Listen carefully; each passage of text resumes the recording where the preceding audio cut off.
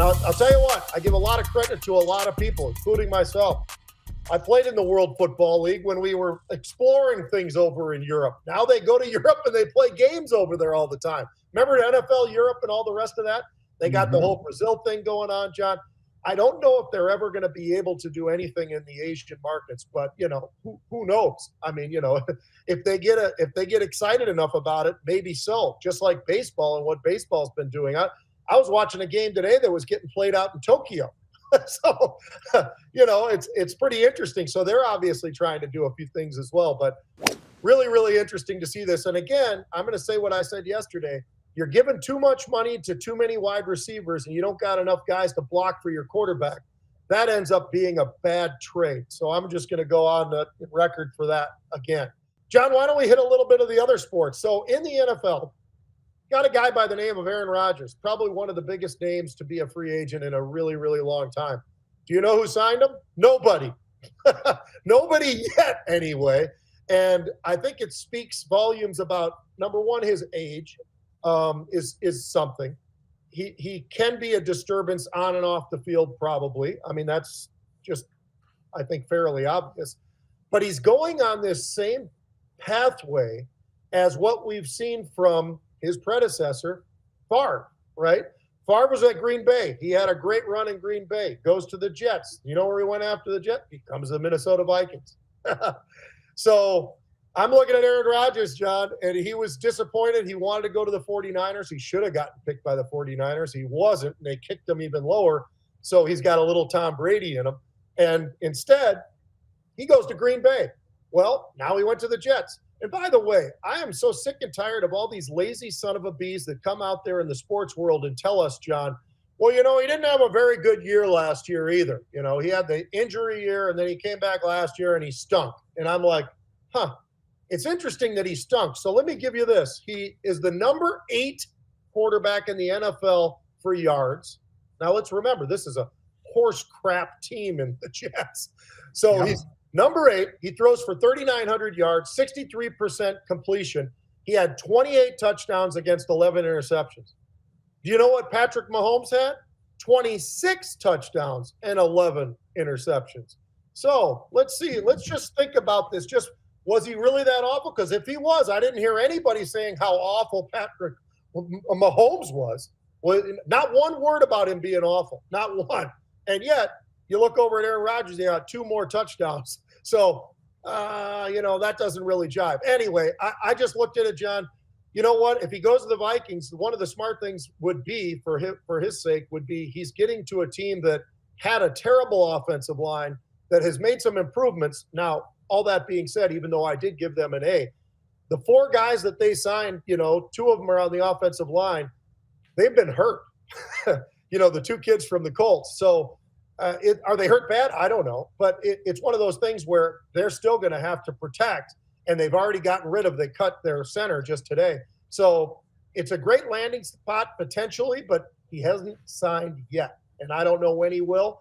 But it still seems like it's Pittsburgh, it's the Vikings, and I don't even know after that. It's not the Giants. It's not I don't think it's the Giants. So what do you think? I don't think anybody in New York, even though you're right about the stats, Pete, the stats put him in, there's 32 teams in the league, right? So the stats have him in the top quartile. See how I did that, man? Pretty good. But you must be a financial guy. Almost. But maybe I could go down to that circus in South Florida, Pete. Put on the big red nose and walk around with those guys.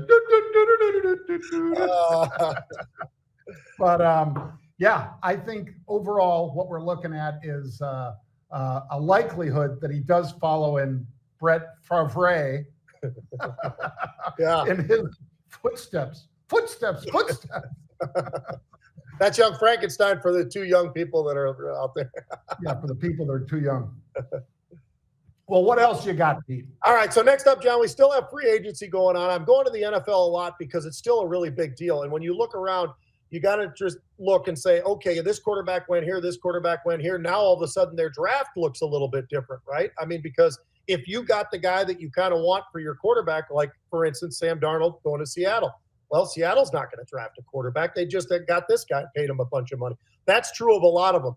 So who are the best 3 quarterbacks going into the draft? My opinion is different than most, but I will say Cam Ward, because he's pretty awesome, good size.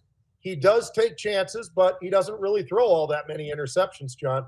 But he did throw for 18,000 yards in 5 years. So that's not a bad number for him. He's been all over the place.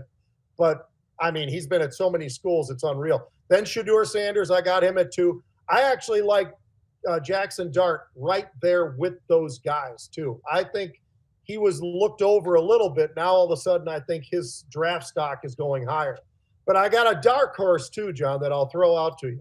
Because everybody focuses on those first 3 or 4. We get tired of that. We all know who they basically are, right? You know, and all that. So here's a dark horse for you. Nobody's talking about this guy. Curtis Rourke from Indiana. 6'5", 225 pounds. All he did was a 70% completion rate for the Indiana. I mean, let's remember who Indiana is in the Big Ten. Oftentimes, great basketball school, but oftentimes sort of towards the bottom of the football ranks, right? Well, they weren't this year. They had a damn good football team, as a matter of fact, this year. Brand new coach, brand new quarterback, and the whole deal. He threw 29 touchdowns and 5 interceptions. He's big. And you know what? One last thing that I'll say about him, and then I'll let you take it, John. He was the number 2 passer in ratings for the entire country. So it's funny to me how a guy like that somehow gets no notoriety at all. They don't pay attention to him at all.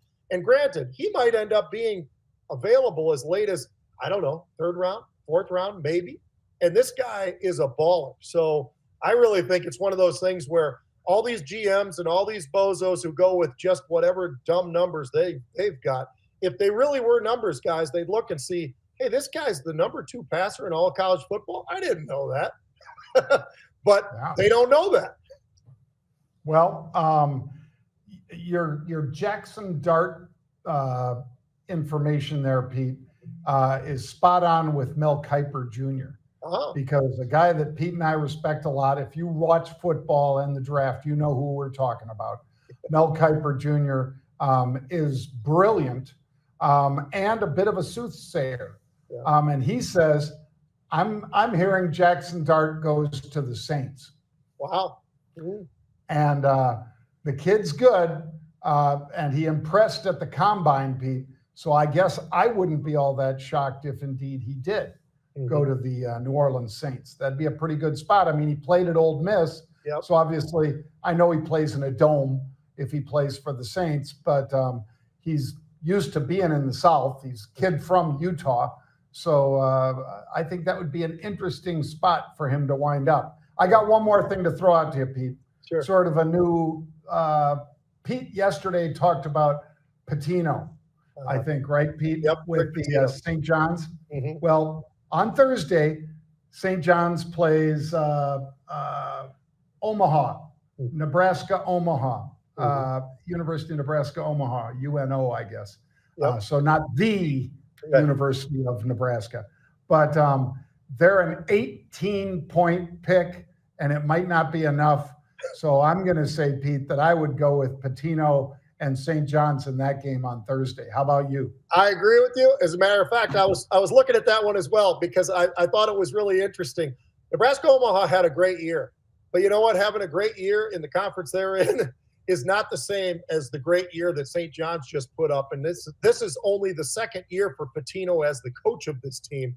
And he's already got those guys not just winning, but he does not mind running up the score. So I agree with you. I mean, Pitino, he's not going to apologize that his guys are so good, right? I mean, he's an aggressive coach who's probably one of the best college basketball coaches, not only just right now, but probably in the last few decades. I'd put him right up there. You know, I mean, if you got 4 faces, I think Pitino would be one of those 4 right now because he is a special coach, but he doesn't always play by the rules of the guys. Well, we'll take him off the court and we'll let these guys go on. No, he is going to run and gun. So I'm going to take the over. Like it.